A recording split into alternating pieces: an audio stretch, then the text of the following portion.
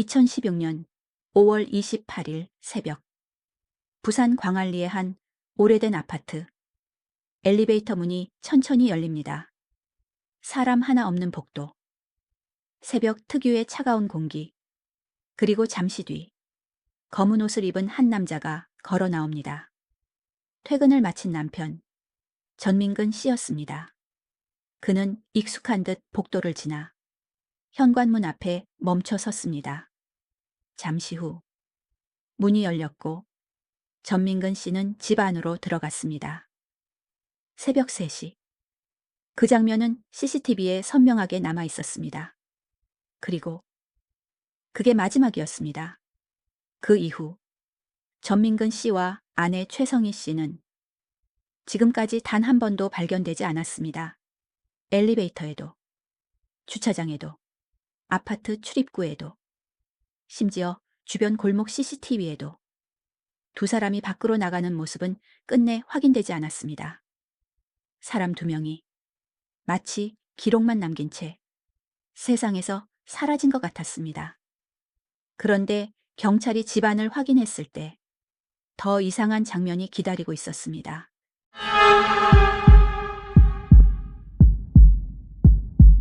2016년 5월 27일 밤, 최성희 씨는 평소처럼 집 근처 마트에 들렀습니다. 먹을 것과 생활용품을 사고 카드를 계산한 뒤 밤 10시쯤 집으로 돌아왔습니다. 엘리베이터를 타고 복도를 지나 현관문 안으로 들어가는 모습까지 모두 CCTV에 남아 있었습니다. 그날 광안리는 평범한 금요일 밤이었습니다. 늦은 시간까지 술집 불빛이 켜져 있었고 사람들은 평소처럼 웃고 떠들고 있었습니다. 누구도 몰랐습니다. 그 장면이 최성희 씨의 마지막 모습이 될 거라는 걸. 그리고 몇 시간 뒤 새벽 3시, 전민근 씨 역시 식당 일을 마치고 귀가했습니다. 피곤한 듯 천천히 복도를 걸었고 익숙하게 집 안으로 들어갔습니다. 그 모습 역시 CCTV에 남아 있었습니다. 그리고 거기서 끝이었습니다. 두 사람은 그 이후 단 한 번도 어떤 CCTV에도 나타나지 않았습니다. 이틀이 지나도록 연락이 닿지 않았습니다. 전화도 받지 않았고 출근도 하지 않았습니다. 최성희 씨가 일하던 극단 역시 술렁이기 시작했습니다. 왜냐하면 그녀는 공연을 아무 말 없이 펑크 낼 사람이 아니었기 때문입니다. 그리고 5월 30일, 최성희 씨 휴대전화로 극단에 한 통의 문자가 도착했습니다. 현재 상태로는 공연을 하기 힘들 것 같습니다. 처음엔 단순 병원 입원 정도로 생각했습니다. 하지만 극단 대표는 곧 이상함을 느꼈습니다. 말투가 너무 달랐기 때문입니다. 평소에 최성희 씨는 부드럽고 조심스러운 표현을 자주 썼습니다. 그런데 그날 문자는 마치 다른 사람이 대신 쓴 것처럼 딱딱했습니다. 그래서 극단 대표는 곧바로 전화를 걸었습니다.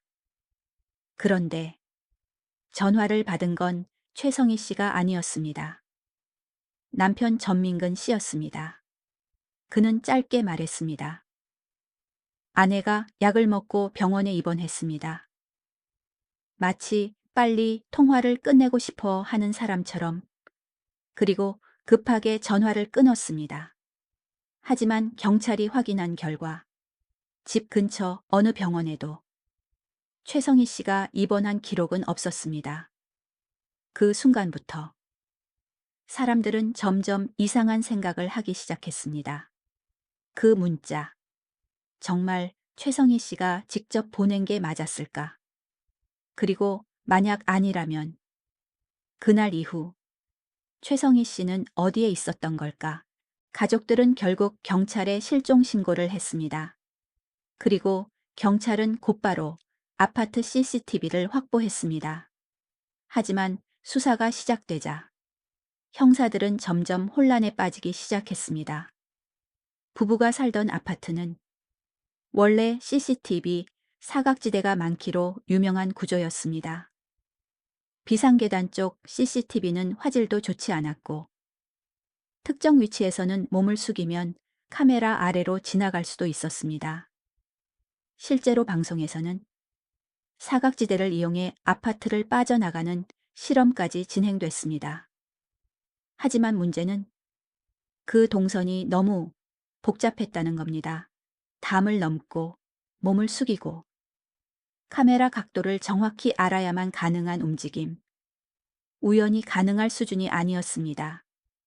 형사들은 같은 영상을 수십 번 돌려봤습니다. 혹시 그림자라도 지나갔는지, 혹시 프레임 사이에 놓친 장면이 있는지 몇 프레임씩 멈춰가며 확인했습니다. 시간이 흐를수록 형사들 역시 이상함을 느끼기 시작했습니다. 마치 사람 두 명이 기록만 남긴 채 사라진 것 같았기 때문입니다. 하지만 결과는 같았습니다. 아무도 나오지 않았습니다. 형사들 사이에서도 도대체 어떻게 가능한 거냐는 말이 나오기 시작했습니다. 그리고 경찰은 단순히 CCTV만 본 게 아니었습니다. 옥상 물탱크, 정화조, 지하 공간, 아파트 내부 곳곳을 샅샅이 수색했습니다. 혹시라도 시신이 숨겨져 있을 가능성을 의심했기 때문입니다. 하지만 아무것도 나오지 않았습니다. 혈흔도, 몸싸움 흔적도, 외부 침입 흔적도 없었습니다. 정말 이상했습니다. 두 사람은 분명 집 안으로 들어갔는데 세상 어디에서도 나간 흔적이 없었습니다.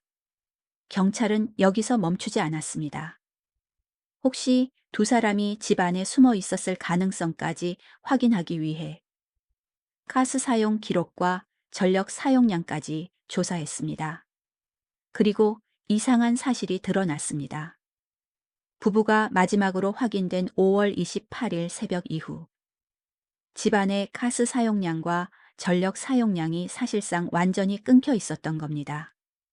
냉장고 같은 기본 가전을 제외하면 불을 켜거나 물을 드거나 생활한 흔적 자체가 없었습니다.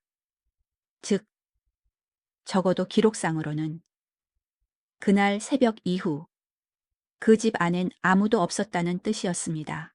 현관문을 열었을 때 집 안은 생활이 그대로 멈춰 있었습니다. 몇 시간 전 최성희 씨가 들고 들어왔던 그 장바구니는 아직 정리도 하지 못한 채 식탁 위에 그대로 놓여 있었습니다. 먹다 남은 음식도 그대로였습니다. 빨래도, 생활 흔적도 그대로였습니다. 마치 잠깐 어디 나갔다가 곧 돌아올 사람들처럼. 하지만 집 안 분위기는 이상했습니다. 사람의 온기가 갑자기 끊겨버린 공간.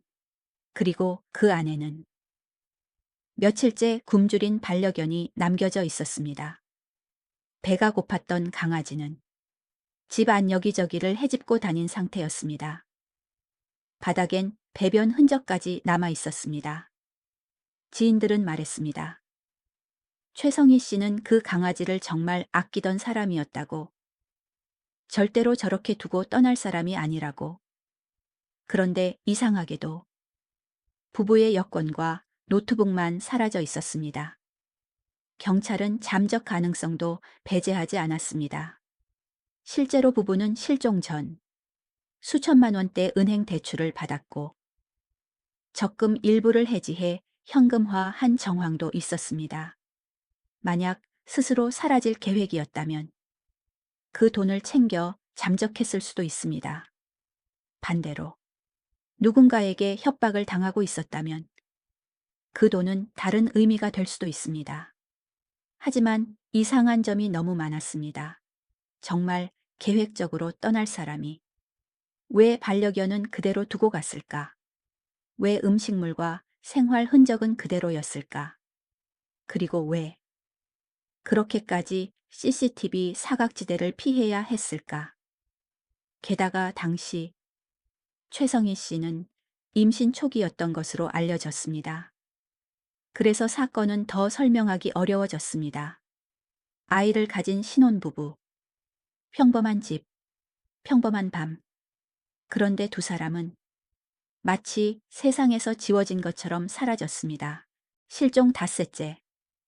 경찰은 휴대전화 위치 추적 결과를 확인했습니다. 그리고 또 하나의 이상한 흔적이 드러났습니다. 전민근 씨 휴대전화는 6월 2일 아침 부산 기장의 한 버스 정류장에서 마지막 신호가 잡혔습니다.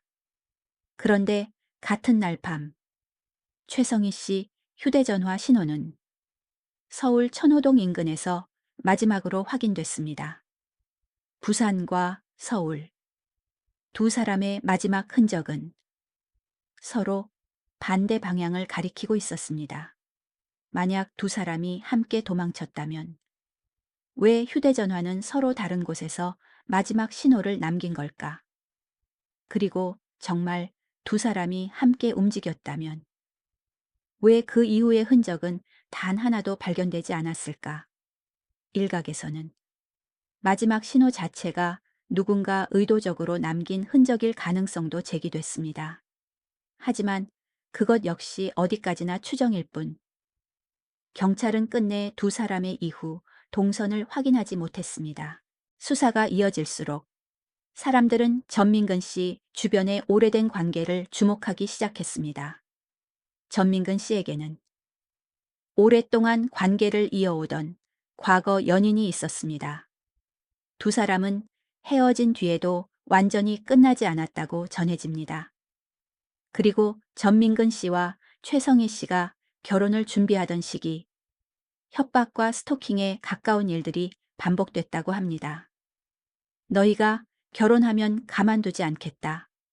이런 취지의 말들이 이어졌고 최성희 씨는 점점 극심한 불안에 시달렸다고 합니다.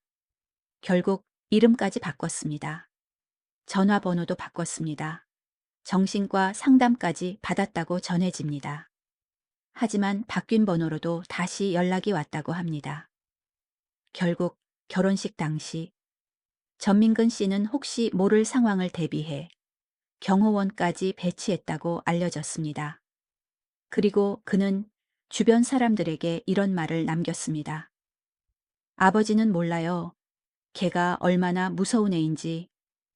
그리고 사건 직전 그 여성은 해외에서 한국으로 입국해 있었습니다. 하지만 가족들에게조차 입국 사실을 알리지 않았습니다. 더 이상했던 건 한국에 머무는 동안의 행적이었습니다. 그녀는 친척 집에도 가지 않았고 호텔도 이용하지 않았습니다. 대신 찜질방과 모텔만 전전했다고 알려졌습니다. 그리고 카드 사용 기록 없이 현금만 사용했습니다. 마치 누군가에게 자신의 동선을 숨기려는 사람처럼. 사람들은 의아해했습니다. 단순 방문이었다면 왜 그렇게까지 자신의 흔적을 감추려 했던 걸까? 그리고 부부가 실종된 지 정확히 일주일 뒤 그 여성은 원래 예정된 날짜보다 더 빨리 출국했습니다. 물론 이 모든 정황이 범죄를 의미하는 건 아닙니다. 실제로 직접적인 증거는 끝내 발견되지 않았습니다. 해외 법원 역시 범죄 혐의를 입증할 직접 증거가 부족하다고 판단했습니다. 하지만 사람들은 지금도 묻고 있습니다. 정말 우연이었을까? 2016년 5월 28일 새벽 부산 광안리의 한 아파트. 신혼부부 두 사람은 분명 집 안으로 들어갔습니다. 하지만 그날 이후 아무도 그들을 보지 못했습니다. 장바구니는 그대로였고 반려견도 그대로였습니다. 하지만 여권과 노트북은 사라졌습니다. 휴대전화는 서로 다른 도시에서 마지막 신호를 남겼고 수천만 원의 돈 역시 흔적 없이 사라졌습니다. 전민근 씨와 최성희 씨는 여전히 실종 상태입니다. 이 기이한 실종을 두고 사람들의 추측은 크게 세 가지로 나뉩니다. 주변의 위협을 피해 부부가 치밀하게 잠적했다는 주장. 사각지대를 잘 아는 누군가에게 아파트 안에서 변을 당했다는 주장. 그리고 마지막 두 사람 중 누군가에게 이미 문제가 생긴 뒤 남겨진 한 사람이 모든 흔적을 지웠을 가능성까지. 하지만 그 어떤 추측도 끝내 증명되지 못했습니다. 그리고 지금도 부모님들은 전화기만 바라보며 살아가고 있습니다. 혹시라도 잘 지내고 있어요? 그 짧은 한마디의 전화가 걸려올까봐 사람들은 아직도 묻고 있습니다. 그날 밤, 그 아파트 안에서 도대체 무슨 일이 있었던 걸까? 그리고 그 아파트의 시계는 어쩌면 아직도 2016년 5월 28일 새벽에 멈춰 있는지도 모릅니다.